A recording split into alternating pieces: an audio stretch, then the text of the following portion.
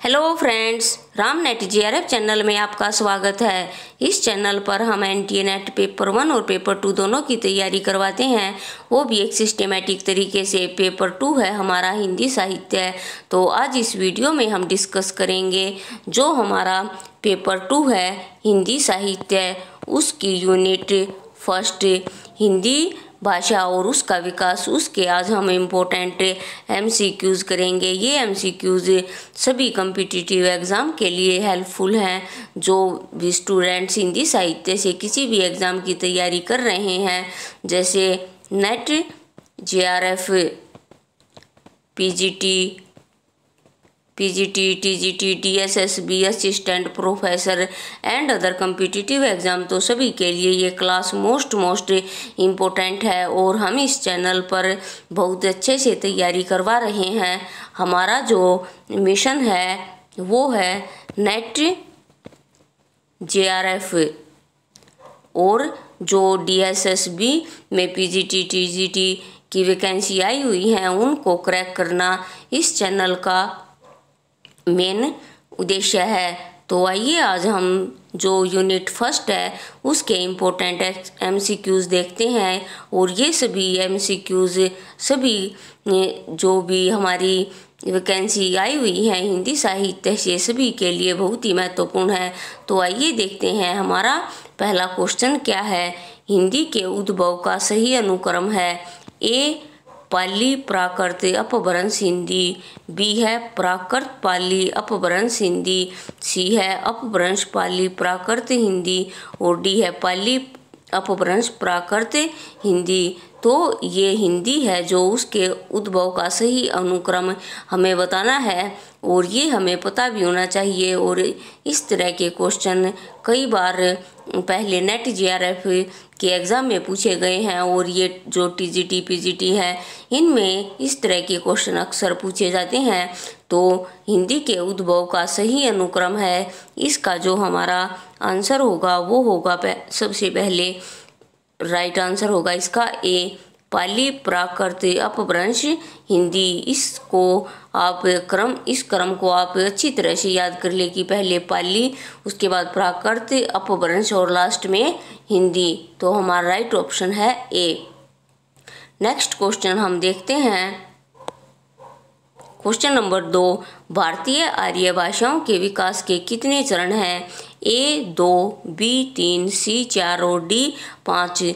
तो जो हमारी भारतीय आर्य भाषाओं के विकास के कितने चरण हैं ये हमें इसमें बताना है। तो इसका राइट आंसर होगा B 3 चरण हैं। सबसे पहले प्राचीन भारतीय आर्य भाषाएं, उसके बाद मध्य भारतीय आर्य भाषाएं और तीसरी है आधुनिक भारतीय आर्य भाषाएं। तो इसका हमारा राइट आंसर होगा B। नेक्स्ट क्वेश्चन है क्वेश्चन नंबर 3। निम्नलिखित में से किस आचार्य ने प्राकृत को मीठी तथा संस्कृत को कठोर भाषा कहा है? A भर्तमुनि, B Vararuchi, C Rajshekhar और D है हमारा हेमचंद्र। तो इसमें पूछा गया है कि किस आचार्य ने जो प्राकृत है उसको मीठी तथा संस्कृत को कठोर भाषा कहा है। तो इसका हमारा राइट ऑप्शन होगा C राजशेखर ने कहा है। अगला क्वेश्चन है हमारा 4th। प्रकृति संस्कृतम तत्तर्भवम तत् आगतम व प्राकृतम निम्नलिखित में से किसने कहा है? A Bhamaha, B Panini, C Rudrata और D हेमचंद्र। तो जो ये दिया हुआ है प्रकृति संस्कृतम तत्तर्भवम तत् आगतम व प्राकृतम, निम्नलिखित में से ये किसने कहा है? तो इसका हमारा राइट ऑप्शन होगा D हेमचंद्र ने कहा है। अगला क्वेश्चन है हमारा 5वां। गौडबहो किसकी रचना है?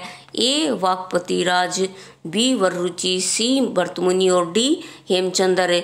तो फ्रेंड्स जो ये गौडबहु है सीधे एग्जामिनर पूछ लेता है कि ये किसकी है, तो ये हमें याद रखना है।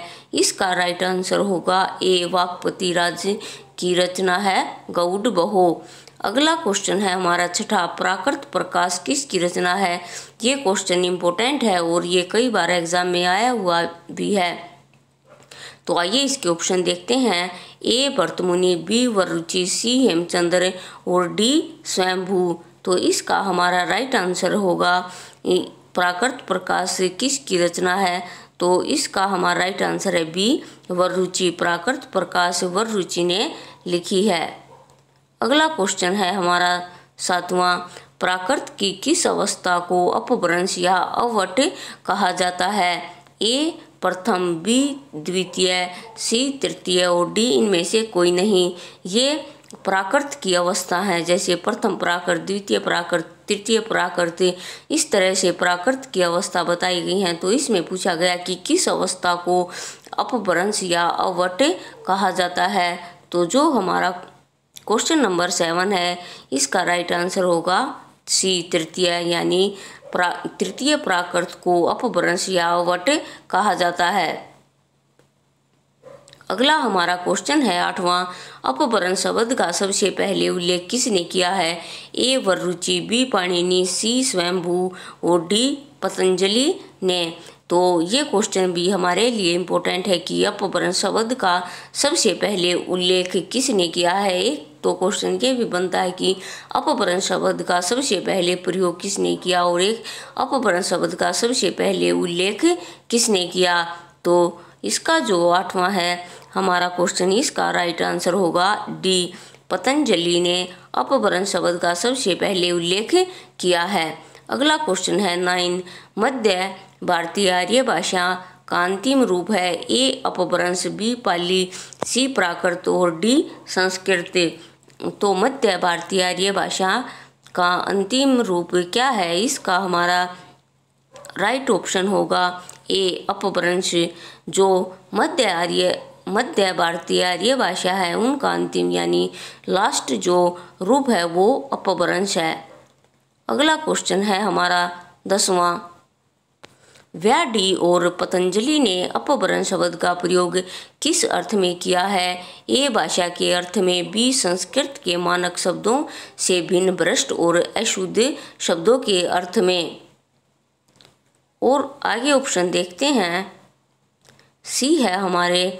सी ऑप्शन है हमारा साहित्य के अर्थ में और डी उद्दंडता के अर्थ में।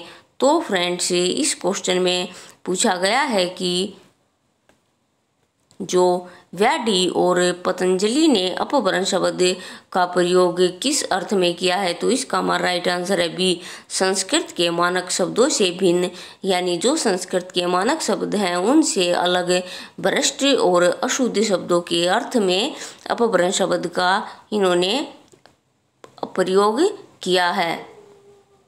अगला क्वेश्चन है क्वेश्चन नंबर 11, अपभ्रंश शब्द है ए तत्सम, बी तद्भव, सी विदेशज या डी विदेशज। तो अपभ्रंश शब्द क्या है? तत्सम है, तद्भव है, देशज है या विदेशज है। तो इसका हमारा राइट ऑप्शन होगा ए तत्सम। अगला क्वेश्चन है 12वां, इनमें से कौन सा शब्द तद्भव नहीं है? ए अवट, बी अपभ्रष्ट, सी अवहंस या डी अवभ्रंश। तो इनमें से कौन सा शब्द तद्भव नहीं है ये पूछा गया है। तो जो हमारा 12 है उसका राइट आंसर होगा बी अपभ्रष्ट, यानी अपभ्रष्ट शब्द तत्सम है, तद्भव नहीं है। अगला क्वेश्चन है भाषा के अर्थ में अपभ्रंश शब्द का सर्वप्रथम प्रयोग मिलता है ए चौथी सदी में, बी पांचवीं सदी में, सी छठी सदी में और डी सातवीं सदी में। तो फ्रेंड्स इसका जो हमारा राइट आंसर होगा 13वें का वो होगा हमारा सी। भाषा के अर्थ में अपभ्रंश शब्द का सर्वप्रथम प्रयोग मिलता है छठी सदी में। तो वहाँ पर उल्लेख किसने किया और यहाँ पर पूछा गया है अपभ्रंश शब्द का सर्वप्रथम प्रयोग कहाँ मिलता है। तो इससे हमें कंफ्यूज नहीं होना, हमें ध्यान रखना है। नेक्स्ट क्वेश्चन है अपभ्रंश भाषा के प्राचीनतम उदाहरण निम्नलिखित में से किस ग्रंथ में मिलते हैं, यानी जो अपभ्रंश भाषा है उसके प्राचीनतम उदाहरण किस ग्रंथ में मिलते हैं। ए राम सिंह कृत पाहुड़ दोहा में, बी धर्मसूरी कृत जम्बू स्वामी रासा में, सी कालिदास कृत विक्रमो वैश्रियम में, डी भरतमुनि कृत नाट्य शास्त्र में। तो इसका हमारा राइट ऑप्शन होगा डी भरतमुनि कृत नाट्य शास्त्र में अपभ्रंश भाषा के प्राचीनतम उदाहरण के ग्रंथ मिलते हैं। तो इसमें हमारा राइट आंसर होगा डी भरतमुनि कृत नाट्य शास्त्र में। तो ये इम्पोर्टेंट क्वेश्चन है, हमें ध्यान रखना है। अगला हमारा क्वेश्चन है 15वां, बांग्ला का विकास अपभ्रंश के किस रूप से हुआ है? ए मागधी, बी ब्राह्मण, सी महाराष्ट्री और डी शौरसेनी। तो इसका हमारा राइट आंसर होगा ए मागधी। 16वां क्वेश्चन है, पाहुड़ दोहा की रचना किसने की? ए स्वयंभू, बी मुनि राम सिंह, सी जिंदत सूरी और डी धनपाल। तो इसका हमारा राइट ऑप्शन होगा बी मुनि राम सिंह ने पाहुड़ दोहा की रचना की। अगला क्वेश्चन है हमारा, दोहा कोश के रचयिता कौन है? ए गोरखनाथ, बी कणप्पा, सी सरप्पा और डी लोईप्पा। तो इसका हमारा राइट ऑप्शन होगा सी, दोहा कोश के रचयिता हैं सरप्पा। अगला हमारा क्वेश्चन है 18वां, चरित काव्य सर्वाधिक किस साहित्य में रचे गए? ए रासो साहित्य, बी नाथ साहित्य, सी सिद्ध साहित्य और डी जैन साहित्य। तो चरित काव्य सबसे ज़्यादा कब लिखे गए? तो जैन साहित्य में सबसे ज़्यादा चरित काव्य लिखे गए। अगला हमारा क्वेश्चन है 19वां, अशोक के समय में राजभाषा थी? ए पाली, बी प्राकृत, सी अपभ्रंश और डी इनमें से कोई नहीं। तो जो अशोक का टाइम पीरियड था उसमें राजभाषा कौन सी थी? तो इसका राइट आंसर होगा ए पाली। अगला हमारा क्वेश्चन है 20वां और ये हमारा लास्ट क्वेश्चन है, अपभ्रंश की उत्तरकालीन अवस्था का नाम है? ए संस्कृत, बी पाली, सी प्राकृत और डी अवट। तो अपभ्रंश की उत्तरकालीन अवस्था का क्या नाम है ये हमें बताना है। तो इसका हमारा राइट ऑप्शन होगा डी कि अपभ्रंश की उत्तरकालीन अवस्था का नाम अवट है। तो इसका हमारा राइट ऑप्शन होगा डी। तो फ्रेंड्स, आज हमने इस वीडियो में 20 क्वेश्चन सोल्व किए हैं। तो आप मुझे कमेंट बॉक्स में कमेंट करके बताएं कि आपके कितने क्वेश्चन सही हुए और आपको ये वीडियो कैसी लगी, ये भी मुझे कमेंट करके बताएं। तो फ्रेंड्स, आज के लिए इस वीडियो में इतना ही। मिलते हैं नेक्स्ट वीडियो में और नए इम्पोर्टेंट और इंटरेस्टिंग टॉपिक के साथ। इस वीडियो को लाइक करें, चैनल को सब्सक्राइब करें और ज़्यादा से ज़्यादा शेयर करें। जो भी स्टूडेंट्स हिंदी साहित्य से किसी भी एग्ज़ाम की तैयारी कर रहे हैं उन सभी को इन वीडियोज़ का लाभ पहुँचे। तो फ्रेंड्स, तब तक के लिए खुश रहिए, स्वस्थ रहिए और अपने जीवन में आगे बढ़ते रहिए। Thank you.